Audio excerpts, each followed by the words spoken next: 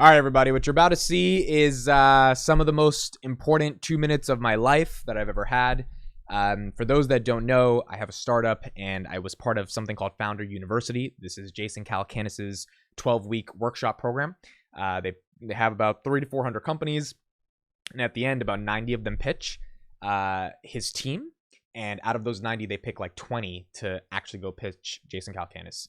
Now, if you don't know who he is the biggest name in startups and investing, at least in private markets, really that has ever existed, at least for the past decade. He seed invested in Uber, $25,000 when it was a $5 million company, turned it into $100 million because Uber went public at $100 billion, Robinhood, and Calm. So Jason Calcanis, host of the All In podcast, This Week in Startups. I mean, if you're in the startup investing world, you kind of know who he is. He's just that guy.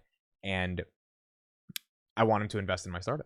And so the way this works is you go through the workshop, these 12 weeks, and then you get to this pitch competition where there's 10 companies in your cohort. And in order to get to Jason, you've got to get through the pitch with these 10 companies. So each company has 2 minutes, and you got 2 minutes to do your pitch, which is not a lot of time, 120 seconds.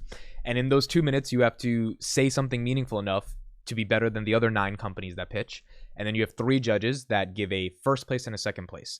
And they end up voting. And if you get enough votes in comparison to all the other companies, you get a chance to move on to the second round and pitch Jason. And then when you pitch Jason, then it's just a question of if he is excited and he wants to invest.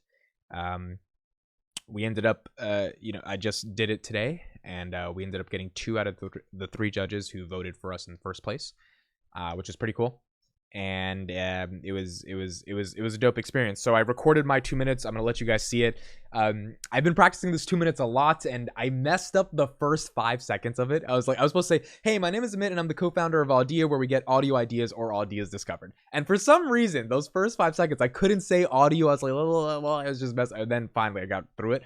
But it always in the first, beginning, it messes up something. But I'd done it so many times, I was like, I'm not going to mess up the first couple seconds, but I messed up this way. And so, it was a cool experience. I just wanted to say that, this experience has been a bit surreal. If we end up getting Jason, I don't know if we're going to end up getting him. It's still a very long process. I mean, even if he's interested, there's due diligence. There's so much stuff that has to happen. So I don't know if this is going to happen, but I do know that name is very serious. There are some names where you say Jason Calcanis is part of my cap table and people listen. Like, people from hedge funds listen, people from VCs listen, other angel, like media companies.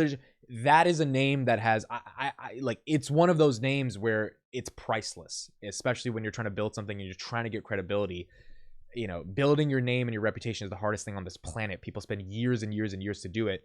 And when you angel invest in companies and they become very, very big, you develop a rigged name for yourself. And if that person invests in your company, people at least think of your company a little bit more seriously than if they did not.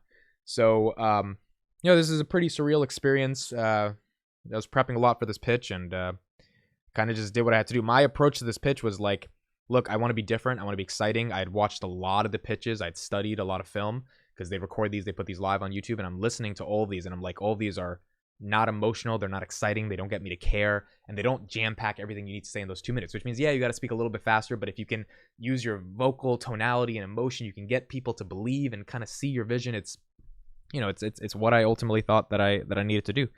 And I did debate in high school, and in debate in high school you would have a judge, and then if you get to the elimination rounds, you have 3 judges. So you need at least 2 out of those 3 judges to vote for you on a 2-1 decision. And there's been many moments in my life where I won on a 3-0 decision. Many times I won on a 2-1. Many times I lost on a 2-1. And so it kind of reminded me of just being in that debate round again, because it's these 3 judges. It's like, I can't do anything. I don't know who these are. I don't know who their biases. I don't know what they think about audio, which is where my start. I don't know what they think about in the world. All I know is I have to be better for these people outside of these 9 companies. And if I can't, then I don't move on to the next round. And so it definitely was a lot of pressure. And for some reason, I don't know, and I don't want to be cliche about this, but I just can't imagine any other life where that pressure is not on. And the pressure is hard. I mean, like, this whole week was really tough, just realizing that this is a lot of pressure. This is not something simple. This is like, you got to perform. Like, you can't fuck up. You got to perform on this one. And it's tough pressure, but I just couldn't imagine any life where like I don't have these moments of intense pressure that I put on myself and that are there. And, you know, life would be a bit more boring without this stuff. So it was cool. Now we got a long way to go to close this and get Jason Calacanis as an investor in the startup. But the pressure here was, it reminded me of high school debate tournaments. And I think all of that was training to communicate in a way that could hopefully get these judges to listen. And they did. So yeah, that was my 5 minutes of explaining what happened this week in my life. Thank you so much for the support. I can't thank you guys enough on Twitter and YouTube. Like, the amount of support I have received is just insane. Like, I don't think if this startup ever becomes successful, I don't think I could be like, man, no one believed in me. Because it's just like, no, a lot of people believe in you, bro. Like, a lot of people are supporting. It takes a village. It takes a community. And it's just like, I'm just a guy in New Jersey in my parents' house talking to this camera, and there's people supporting it across the world. It's just insane. It's like, it's everything I ever wanted. And so now let's see how far we can take it. All right. Thank you guys so much. I love you all. Here's the pitch. Hey everybody, my name is Amit and I'm the CEO and co-founder of Audia, or where we have audio ideas or ideas that we get discovered. Now this one stat is going to frame everything in today's pitch, and that stat is impressions, 44 million to be exact, which is how many times my YouTube videos were shown over the past year. I would not be here today unless YouTube's algorithm gave me those impressions, because a bunch of angel investors ended up seeing my videos and invested in my startup. If you don't get impressions, you don't get discovered.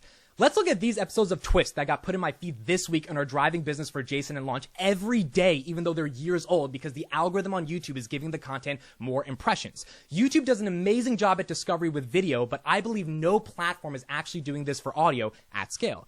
And we know this because podcast discovery sucks. RSS feeds just distribute audio, so you as the creator have to drive all the traffic because the platform isn't pushing you. The biggest audio platforms in the world have become Netflixes of audio. Spotify spending over $1 billion on exclusive content, which means Joe Rogan gets the home feed and Joe Schmo gets stuck in an RSS feed.